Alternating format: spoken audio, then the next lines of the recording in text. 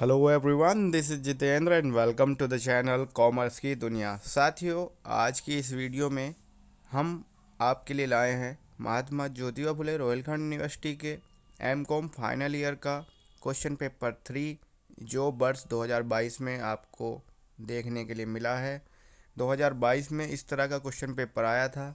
Video को शुरू करने से पहले मैं आपसे कहना चाहूँगा, आपकी तैयारी में हमारा चैनल अपना हर संभव प्रयास कर रहा है, इसलिए आप हमारे चैनल से आज ही जुड़ें और अपनी तैयारी बहुत अच्छे से करें। साथियों, ये कंपलसरी ग्रुप का पेपर 3 है। इसका नाम है income tax law, accounts and tax planning. साथियों, इनकम टैक्स एक ऐसा सब्जेक्ट है, जब भी स्टूडेंट इस नाम को सुनते हैं तो उन्हें थोड़ा सा डर लगने लगता है। लेकिन साथियों, मैं आपको आज यकीन दिलाता हूँ, यदि आप हमारे चैनल से आज ही जुड़े हैं और आज इस चैनल को जुड़ने के बाद हमारे द्वारा बताई गई सभी टिप्स को फॉलो करेंगे, तो ये इनकम टैक्स जैसा सब्जेक्ट आपको बहुत आसान भी लगेगा और आपको बहुत अच्छे से समझ में भी आएगा। हमारे द्वारा अपने चैनल पर लगभग बहुत सारे टॉपिक्स पर वीडियोस बनाई गई हैं, जिनमें इनकम टैक्स लॉ की सबसे ज़्यादा वीडियोस हैं, जो आपके द्वारा पसंद भी की गई हैं। आपको इस वीडियो के डिस्क्रिप्शन बॉक्स में उन सभी वीडियोस को देखने का मौका मिल जाएगा। आप फटाफट वन बाय वन उन वीडियोस को देखिए और अपने इनकम टैक्स जैसे सब्जेक्ट को मजबूत कीजिए। तो चलिए शुरू करते हैं फॉर्मेलिटीज़ के साथ कि आपका जो क्वेश्चन पेपर है 3 घंटे का है और 100 नंबर का है, ये आपको पता चल चुका है।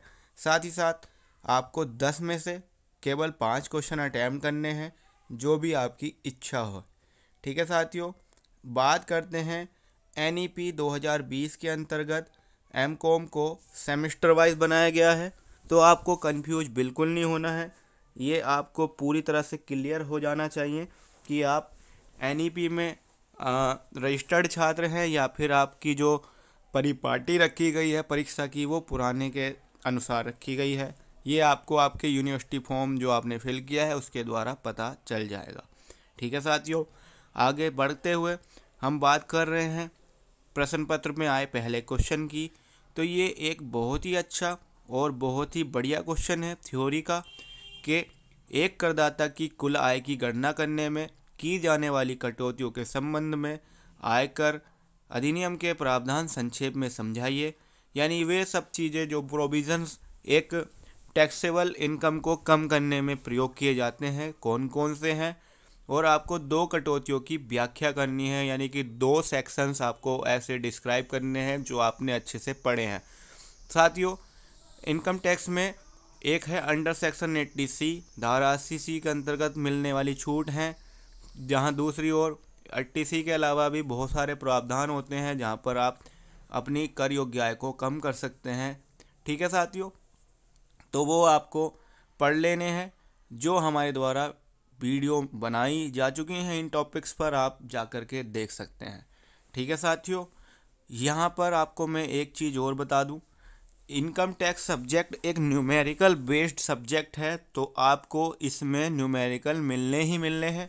आप न्यूमेरिकल को देख करके परेशान बिल्कुल ना हो, क्योंकि यहाँ पर कुछ न्यूमेरिकल तो बहुत ही इजी हैं, जैसा क्वेश्चन नंबर 2 में आपको देखने के लिए मिल रहा है। ये क्वेश्चन नंबर जो 2 है, यदि आप इसकी अच्छे से तैयारी कर लेंगे तो इससे संबंधित इस प्रकार के किसी भी क्वेश्चन को आप बड़े आराम से कर सकते हैं। यहाँ पर आपको क्या करना है, ये कुछ आय के स्रोत दिए गए हैं। आपको बताना है कि मिस्टर घोष यदि साधारण निवासी हैं तो उनकी कर योग्य आय क्या होगी, अनिवासी हैं तो क्या होगी, असाधारण निवासी हैं तो क्या होगी। ये एक इजी क्वेश्चन है, इसका सॉल्यूशन मैं आपको अगली वीडियो में ज़रूर दूंगा। साथियों, आप निश्चिंत हो जाइए, आपकी तैयारी में हम आपके साथ ज़रूर नज़र आएंगे।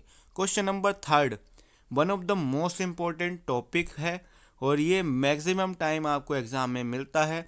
इसमें आपको डिफाइन करना है tax planning, tax avoidance, tax evasion. ठीक है साथियों, और ये वीडियो हमारे चैनल पर इनकम टैक्स की सर्वाधिक देखी गई वीडियो में से एक है, जिसको हमने बहुत ही डिटेल में क्लियरली आपको समझाने की कोशिश की है।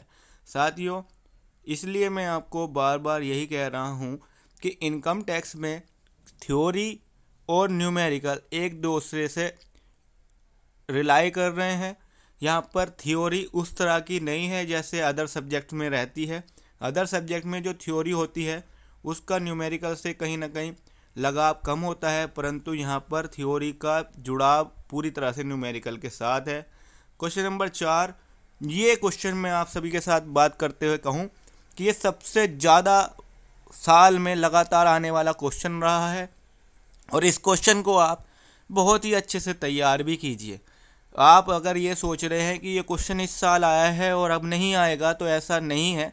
ये मैक्सिमम टाइम क्वेश्चन आता है और जब मैं एमकॉम फाइनल ईयर का स्टूडेंट था तब भी ये क्वेश्चन मेरे क्वेश्चन पेपर में आया था। मैं आपको बता दूं, ये क्वेश्चन बहुत ही सिंपल तरह का क्वेश्चन है। आपकी थोड़ी सी तैयारी आपको अच्छे मार्क्स दिला सकती है। ये क्वेश्चन एक ऐसा क्वेश्चन है जहाँ पर आपको 2 मकान के जो है डिटेल्स दी गई हैं, उनके आधार पर आपको बताना है कि कौन सा मकान सेल्फ ऑक्यूपाइड होना चाहिए और कौन सा मकान आप जो है किराए पर दें। क्वेश्चन नंबर 5 की अगर हम बात करें तो एक थियोरेटिकल बेस्ड क्वेश्चन है जिसमें आपको बताना है व्यापार और पेशे से जो लाभ प्राप्तियों की गणना करते समय एक व्यापारी के लिए कौन कौन सी कटौतियाँ स्वीकृत होती हैं और कौन कौन सी ऐसी हैं जो अस्वीकृत हैं। तो ये बहुत आसान क्वेश्चन है, ये मैं आपको ज़रूर वीडियो इस पर बना करके दूंगा।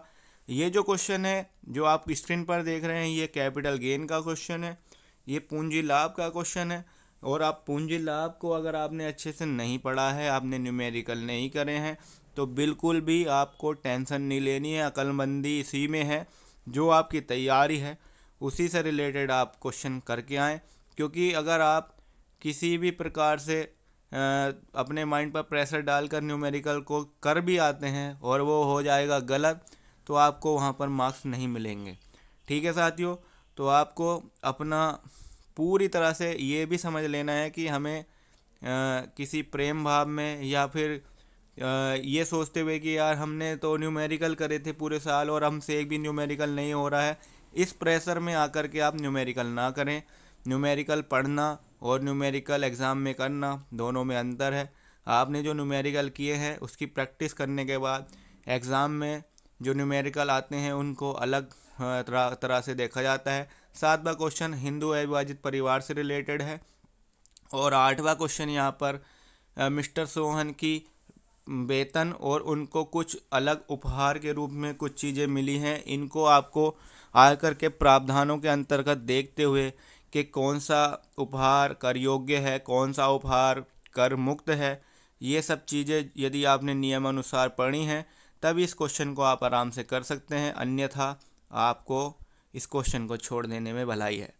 ये क्वेश्चन आगे आपको बताया जा रहा है। 9th क्वेश्चन में क्या है, explain the general principle of imposing penalty for which failure penalty may not be impose under section 273B। अर्थदंड लगाने के सामान्य सिद्धांत क्या हैं? धारा 273B के अंतर्गत किन किन चूकों के लिए अर्थदंड से मुक्ति दी जा सकती है।